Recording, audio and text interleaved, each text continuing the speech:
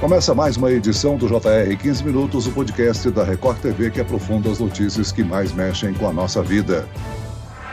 Um anestesista foi preso no Rio de Janeiro por abusar sexualmente de pacientes. O médico é colombiano, está há 6 anos no Brasil. No período em que os crimes aconteceram, ele atuava no país de forma irregular. Os profissionais de saúde talvez sejam aqueles com quem mais você tem contato pessoal. Ver e tocar partes do corpo do paciente são uma exigência da atividade. Por isso, quando um desses profissionais abusa da confiança do paciente, é algo assustador. Casos recentes envolvendo médicos, anestesistas e enfermeiros são exemplos disso. No Rio de Janeiro, a justiça manteve a prisão do anestesista colombiano preso por abusar sexualmente de pacientes que estavam sedadas. Já na capital paulista, um técnico de enfermagem foi preso por suspeita de abusar sexualmente de um jovem de 22 anos durante atendimento médico dentro de uma unidade de pronto atendimento. Como identificar assédio, abuso e má conduta na área de saúde? Como a vítima deve proceder nesses casos? O 15 Minutos de hoje esclarece esse tema com a vice-presidente e vice-corregedora interina do Conselho Regional de Medicina do Estado de São Paulo, Maria Alice Scardoelli. Muito bem-vinda ao nosso podcast, doutora. Olá, Celso.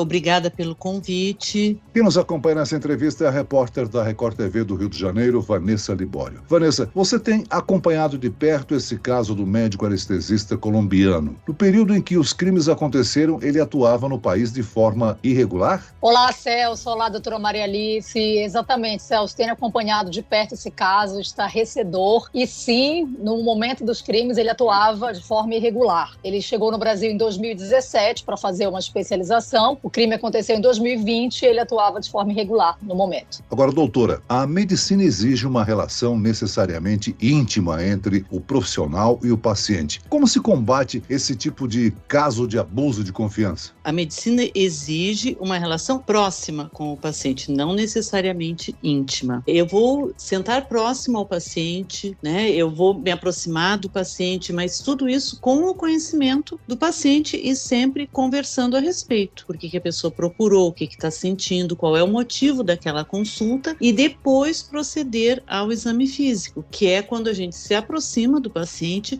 e idealmente vai falando, olha, eu vou te examinar, eu vou fazer uma ausculta, né? Eu vou usar um estetoscópio, vou me aproximar, vou encostar o estetoscópio no teu peito e aí vai conversando a respeito, explicando todo o exame, como é que ele vai ser realizado. Então, o paciente participa e autoriza, né, e fala sobre me sinto à vontade ou não me sinto à vontade de permitir essa aproximação. Doutora Maria Alice, a gente nota aqui em comum nesses dois casos, do Giovanni Quintela e do Andrés, e ambos por coincidência aqui no Rio de Janeiro, com intervalo de 6 meses entre um e outro, os dois profissionais são anestesistas. Qualquer pessoa que vai para uma sala de cirurgia está numa situação vulnerável, está com algum problema de saúde que precisa ser resolvido, e você entra na sala de cirurgia querendo estar confiante naquela equipe médica. Então aí eu lhe pergunto, essas duas denúncias muito graves que ganharam muita repercussão, o que a gente observa é que quando elas são divulgadas aparecem muitas outras de pessoas que desconfiaram desses profissionais e não fizeram nada até que esse caso ganhasse repercussão.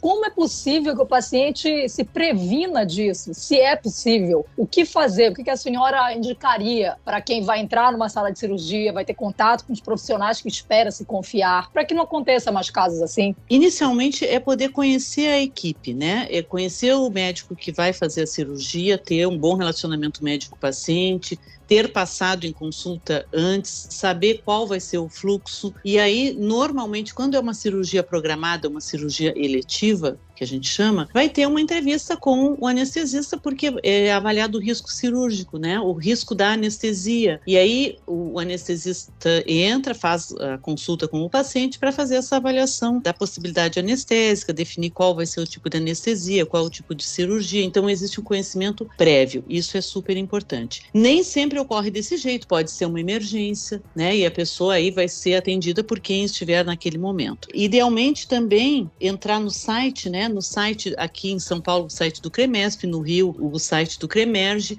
ou no site do Conselho Federal de Medicina. Lá dá para colocar o nome do médico e ver a habilitação do médico, se ele está devidamente registrado no conselho onde ele vai, né, estar executando o procedimento, que seja cirurgião, seja clínico, seja ginecologista, psiquiatra, pediatra, tem lá, né, o nome do médico, o registro e o estado da federação onde ele está registrado e se ele tem o registro da especialidade. É sempre uma situação de vulnerabilidade, e na situação dos 2 anestesistas, né, que aconteceram no Rio, é denominado de estupro de vulnerável, né, porque o paciente está inclusive inconsciente. Então, a vulnerabilidade é extrema. Sempre tem mais gente na sala, um ambiente cirúrgico, para quem já passou por qualquer tipo de procedimento, além do médico que vai fazer o procedimento, do cirurgião no caso, tem o anestesista, tem os enfermeiros, temos técnicos, temos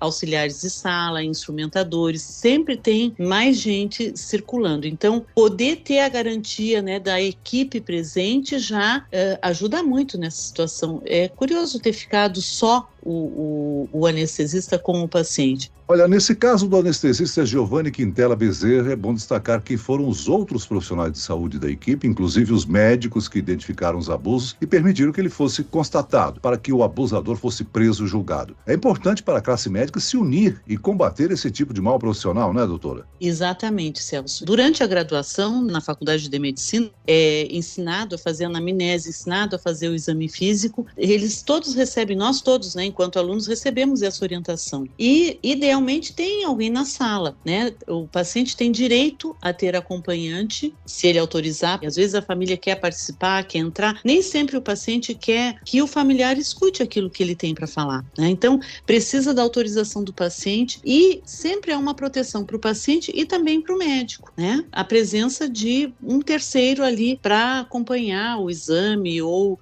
acompanhar a consulta. E às vezes até a gente vai explicar uma conduta, depende da situação. Às vezes é um paciente que tem alguma questão cognitiva, quando é um paciente idoso, por exemplo. É interessante a gente poder conversar com o familiar desde que o paciente saiba e esteja presente para ter essa conversa. Quando é um paciente menor da idade, também é um dever do profissional comunicar, né, com os pais da criança, né, os responsáveis legais, também tem isso. Então, tem sim formas de isso ser prevenido. Agora, doutora Maria Alice, falando nessa questão de acompanhante, no caso do anestesista colombiano, os 2 casos confirmados até agora pela polícia, confirmados pelos pacientes e pelo próprio médico, ele mesmo produziu os vídeos, inclusive, do momento, uma fazia laqueadura, né, e a outra foi para retirar o útero. Em cirurgias desse caso, o que a medicina brasileira fala? O paciente pode levar um acompanhante? Todos os hospitais, sejam eles estaduais, federais, particulares, estão aptos a isso? Porque, ao que a gente tem acompanhado, em alguns momentos, há uma recusa do hospital em que esse acompanhante entre na sala de cirurgia. Então, no caso desse anestesista, temos 2 pacientes mulheres adultas e uma criança de 1 ano que foi realizar um exame, uma paciente oncológica, 1 aninho de idade, onde o médico pediu para ficar sozinho com essa criança de 20 a 30 minutos. Por isso, o pai desconfiou. Aí eu lhe pergunto, cirurgias grandiosas, todos os hospitais estão aptos a ter um acompanhante? Olha, Vanessa, normalmente, assim, não é rotina de fato que nesse tipo de procedimento tem um acompanhante. Com menor de idade pode ter, e quando é parto, também legalmente tem o acompanhante.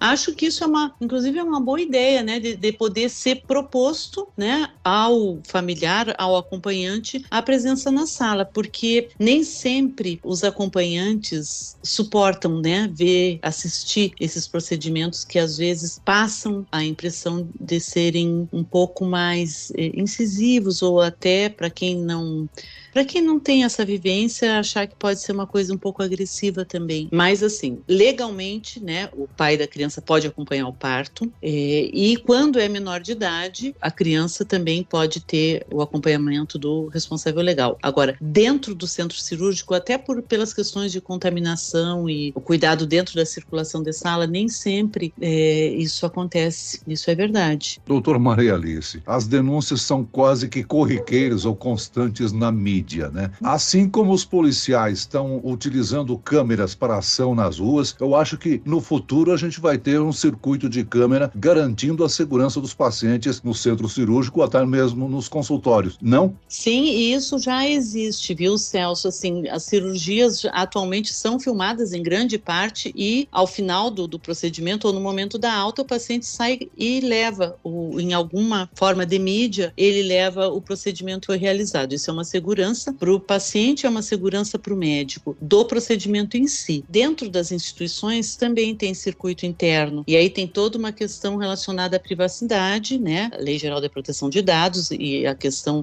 do sigilo e da privacidade de cada um, porque é uma situação vulnerável, é uma situação de exposição, então tem que ser mantida essa privacidade. Mas certamente isso é uma garantia a mais, sem dúvida nenhuma. E, doutora, tem uma outra coisa que chama atenção nesses casos também, que a gente fica se perguntando, é que nesse caso aqui do anestesista colombiano, em uma das cirurgias no qual ele está sendo acusado do estupro, ele não era o anestesista escalado para fazer aquela cirurgia. A anestesista que estava no grupo cirúrgico prestou depoimento e disse que ele entrou na sala de cirurgia, ela não sabe exatamente por quê, mas que isso é um procedimento normal, que é comum médicos que não estão escalados às vezes estarem no centro cirúrgico com um determinado paciente. E aí a gente que somos leigos aqui nos perguntamos, mas como assim? Por que ele teve acesso tão fácil à sala de cirurgia, conseguiu ficar sozinho com aquela paciente, se ele nem escalado estava para aquela cirurgia? Existem várias salas cirúrgicas normalmente, então o adentrar às salas, adentrar ao andar, normalmente é franqueado aos médicos que são cirurgiões, anestesistas, enfermeiros. Vai ser estranho, eu que sou psiquiatra, por exemplo, adentrar um centro cirúrgico. O que eu estou fazendo lá? Vai ser muito fácil alguém me localizar, né? Agora, as pessoas que habitualmente aquele é o ambiente de trabalho, então também não causa estranheza eles estarem circulando dentro, porque às vezes está trocando uma cirurgia, está saindo de um, está entrando em outro, às vezes foi